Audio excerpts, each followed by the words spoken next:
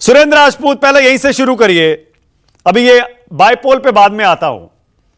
ये राहुल गांधी ने अचानक ये फैसला क्यों कर लिया कि नतीजे आने के बाद भी छुट्टी नहीं लेनी है, अब घूमना है। रायबरेली जाने वाले हैं, मणिपुर, असम, फिर अभी हाथरस पहुंच गए थे, उससे पहले मैंने बताया राजकोट, फिर दिल्ली, हाथरस, अलीगढ़, फिर उससे पहले ये क्या है, क्या स्ट्रेटजी, क्या है, रणनीति क्या है सुरेंद्र राजपूत? मानक भाई, आप सभी लोगों को नमस्कार। मैं दो तीन चीजें कहता हूं। आज सरदार आरपी सिंह जी बैठे हुए, मुझे घटना याद आ गई। हम और आरपी सिंह जी और आप ही तीनों लोग बैठे हुए थे और इन्होंने चुनौती देकर के कहा था मुझे कि 4 तारीख को नतीजे आने के बाद श्री राहुल गांधी जी जो है वो इटली चले जाएंगे, छुट्टी मनाने चले जाएंगे। अब राहुल गांधी जी तो लगातार देश की जनता जनार्दन की समस्याओं को उठाने के लिए कभी लोको पायलट के बीच में, कभी मजदूरों के बीच में है, कभी किसानों के बीच में है, कभी मणिपुर के बीच में है, कभी अपनी कंस्टिट्यूएंसी के बीच में है, वो लगातार है। लेकिन दूसरी तरफ नरेंद्र मोदी जी का पहला दौरा इटली का था, दूसरा दौरा उनका आज रूस का है। आप जान लीजिए, हम तो नहीं गए, अब मोदी जी चले गए। करने क्या गए थे ये दौरा था। अरे सर एक मिनट मानक भाई, आप हंसने भी मत दीजिए, है ना। अब लोग तो पता नहीं क्या क्या चुटकी ले रहे हैं सरकारी दौरे के पीछे, क्या क्या लोग करते हैं, हमें क्या मालूम। अगर राहुल गांधी जी जाते थे तो भी अपनी नानी जी से ही मिलने जाते थे ना, तो क्या क्या कहा जाता था हमको। तो सच बात यह है कि सरदार आरपी सिंह आज क्या नाम सार्वजनिक रूप से कहें कि वो गलत थे। जहां राहुल गांधी जी को ये लोग कह रहे थे जाने के लिए, वहां पर नरेंद्र मोदी गए, और वो भी अनावश्यक रूप से, आवश्यक रूप से नहीं, क्योंकि G7 के परमानेंट मेंबर भारत नहीं है। उसके किसी भी घोषणा में वो शामिल नहीं थे, उसमें किसी भी घोषणा में किसी भी सेशन को उन्होंने संबोधित नहीं किया। ये मतलब क्या साफ साफ है एकदम। और इस पर मैं विदेश नीति पर ज्यादा बात नहीं करना चाहता, दौरा सफल रहा, मैं उसकी बात नहीं, लेकिन मैं सिर्फ इतना खाली कहना चाहता हूं आपसे कि ये जो सरदार आरपी सिंह और पूरी भाजपा लगातार कह रही थी कि चुनाव के बाद Rahul Gandhi part time politician है, आज की डेट में तो नरेंद्र मोदी जी पार्ट टाइम नहीं, संविदा पे रखे हुए पॉलिटिशियन लग रहे हैं हमको। बाकायदा एनडीए के घटक दलों ने उनको संविदा पे रखा हुआ कि भैया ठीक काम करोगे तो तुम्हें रखेंगे।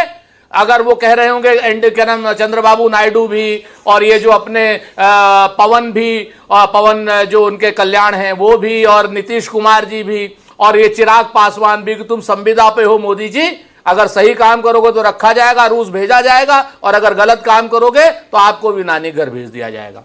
तो आज की डेट में राहुल गांधी तो पूरे देश में घूम घूम करके, गांव गांव जा रहे हैं, पांव पांव जा रहे हैं, नगर नगर जा रहे हैं, डगर डगर जा रहे हैं, जनता की समस्या से वाबस्ता हो रहे हैं, नीट के विद्यार्थियों से मिल रहे हैं, नीट को लेकर के बहुत सीरियस नोट पर देश के भविष्य को बचाने की बात कर रहे हैं, लोको पायलट्स की बात कर रहे हैं, मणिपुर में जा रहे हैं, मणिपुर में 3-0 हो चुका है।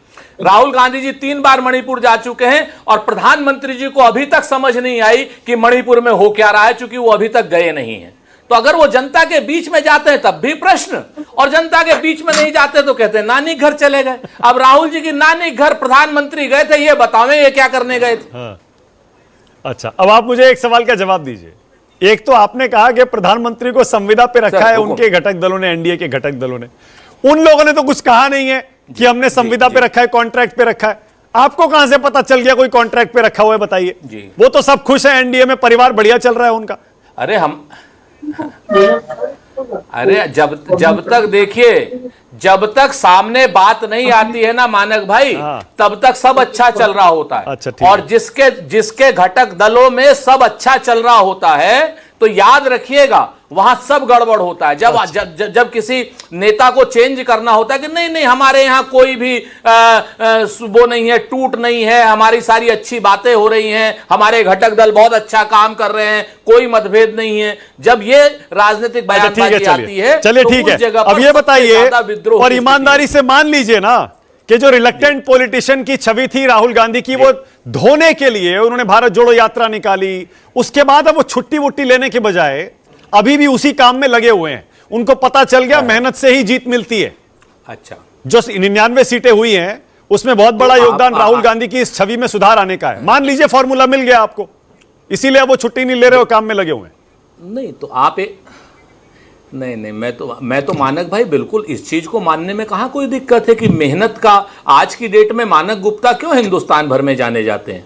क्योंकि हर रोज शाम को 5 बजे, चाहे वो इंग्लैंड में हूं, चाहे वो छिंदवाड़ा में हूं, चाहे वो लखनऊ में हूं, शाम के 5 बजे का शो मानक गुप्ता करते हैं ना, चाहे बिहार में हूं, क्योंकि लोगों को पता है कि मानक गुप्ता मेहनती हैं। तो मेहनत का कोई वो नहीं। मैं तो ये कहता हूं कि अब नरेंद्र मोदी जी को चाहिए कि कम से कम उनकी 240 सीटें आई है, वो भी कन्याकुमारी से कश्मीर तक की पैदल यात्रा कर ले, और न कन्याकुमारी से कश्मीर तक की करे तो आधी है कर ले।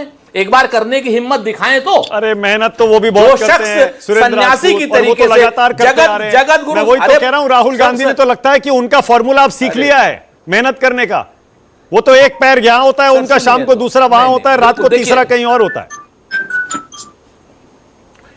हाँ तो वो क्या नाम, जब एक पैर यहां होता है दूसरा वहां होता है, तीसरा पैर तो हमें नहीं पता कि किसी का कहीं होता है, होते 2 ही पैर है मानक भाई। तीसरे पैर तो का मतलब पहला पैर उठ के जाता है तीसरे कदम पे। आप भी कैसी बात कर रहे हैं? कौन से मूड में है आज सुरेंद्र राजपूत? लगता है वो जो चुनाव के बाद 99 सीटों का जो जोश है वो राहुल गांधी के साथ साथ सुरेंद्र राजपूत आप में भी दिखाई दे रहा है। 233 इंडिया गठबंधन की हो गई, जाहिर है वो तो होना चाहिए ना सर। नहीं होना चाहिए सर। मैं आपसे ऑन द सीरियस नोट एक बात कह रहा हूं कि सच बात यह है कि नरेंद्र मोदी जी अपनी मेहनत अपने दल के हिसाब से करते हैं, हम अपनी मेहनत अपने दल के हिसाब से, अपनी प्रतिष्ठा के हिसाब से कर रहे हैं। दोनों की मेहनत अलग अलग है। पहले हमारी मेहनत को गाली दी जाती थी। मैं आपसे सिर्फ मैं इससे ये बात कहना चाह रहा हूं कि पहले आप हमारी मेहनत को सारे के सारे गोदी मीडिया वाले गाली देते थे कि राहुल गांधी पार्ट टाइम। राहुल गांधी वही हैं। राहुल गांधी ने 4000 किलोमीटर की यात्रा की, राहुल गांधी ने 7000 किलोमीटर की यात्रा बस से की, आधी पैदल करी। राहुल गांधी पॉलिटिक्स को कमिटमेंट के साथ लेते हैं, जनता के आरपी सिंह जी आइए और बताइए, पहले